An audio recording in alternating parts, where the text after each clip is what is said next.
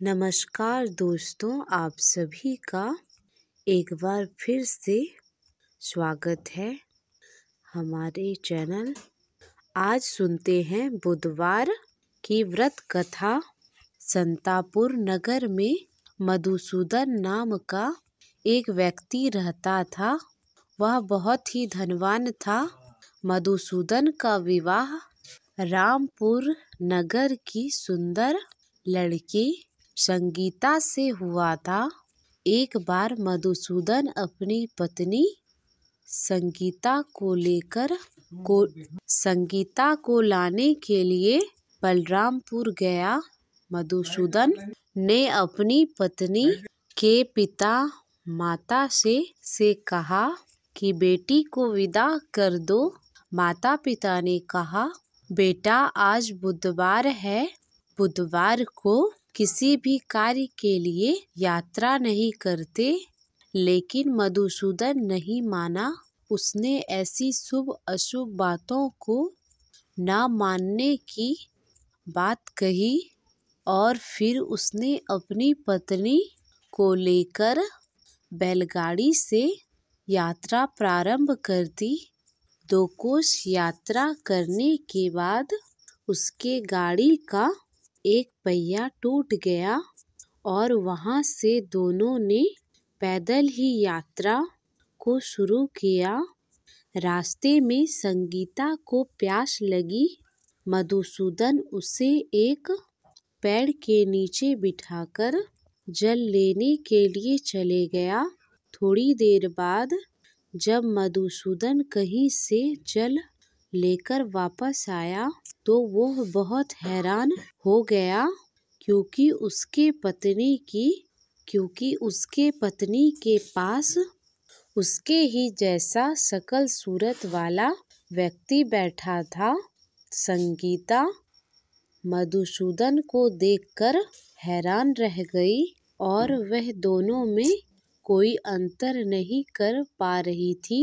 मधुसूदन ने उस व्यक्ति से कहा, तुम कौन हो और मेरी पत्नी के पास क्यों बैठे हो? मधुसूदन की बात सुनकर उस व्यक्ति ने कहा, अरे भाई, यह मेरी पत्नी संगीता है।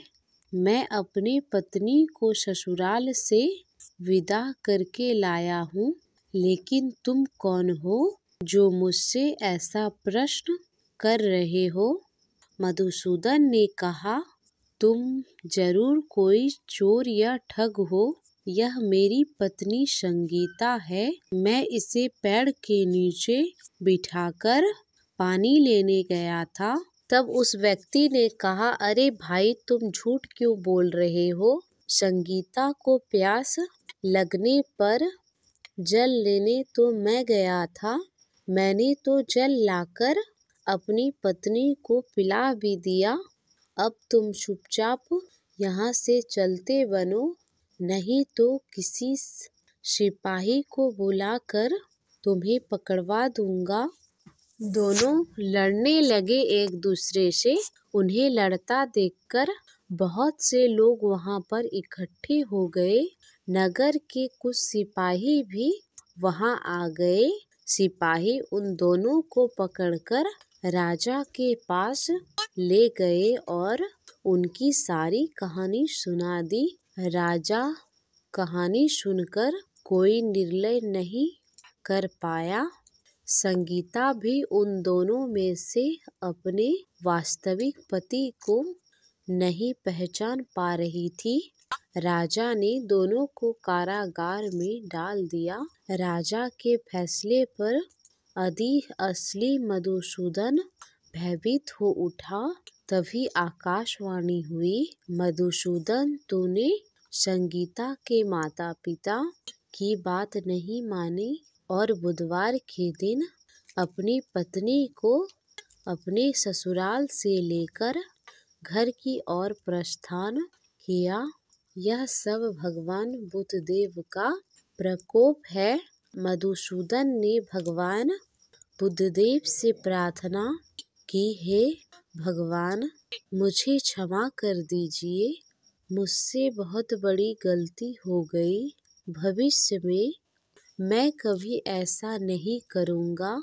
मधुसूदन के प्रार्थना करने से भगवान बुद्ध देव ने उसे क्षमा कर दिया और तभी दूसरा व्यक्ति राजा के सामने से गायब हो गया। राजा और दूसरे लोग इस चमत्कार को देखकर हैरान रह गए। भगवान बुद्ध देव की इस अनुकंपा से राजा ने मधुसूदन और उसकी पत्नी सम्मान पूर्वक विदा किया। दोनों समतापुर की ओर चल दिए। मधुसूदन और उसकी पत्नी दोनों बुधवार को व्रत करते हुए आनंद पूर्वक अपने जीवन बिताने लगे और इसी तरह भगवान बुद्ध देव की कृपा से उनके यहाँ खुशियाँ बरसने लगी। और इसी तरह जो भी विधि पूर्वक बुधवार का व्रत करके कथा सुनते हैं, भगवान बुद्ध देव उनके सभी कष्टों को दूर करते हैं। तो ये थी आज की कथा।